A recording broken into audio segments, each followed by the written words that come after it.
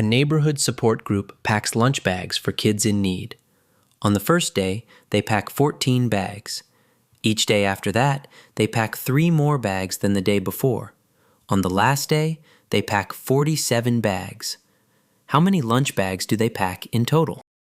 Pause the video. Try to figure it out. Here is a hint. The Gauss formula needs to know how many days they packed.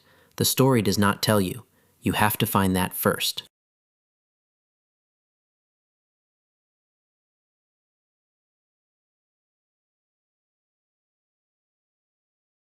Let us look at what we know.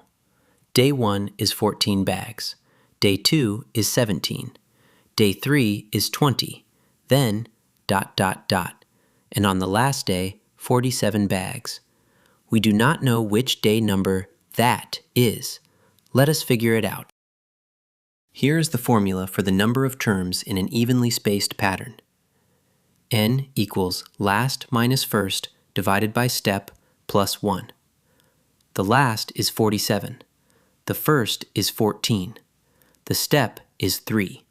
So N equals 47 minus 14 divided by 3 plus 1. That is 33 divided by 3 plus 1. That is 11 plus 1. N equals 12. There were 12 days. Now we can use the Gauss formula. Sum equals first plus last times N divided by 2. Plug in. Sum equals 14 plus 47 times 12 divided by 2. That is 61 times 12 divided by 2. Time to compute. 61 times 12 divided by 2 is the same as 61 times 6. That is 366 bags. Notice how important finding N was. Without it, the Gauss formula had no N to plug in.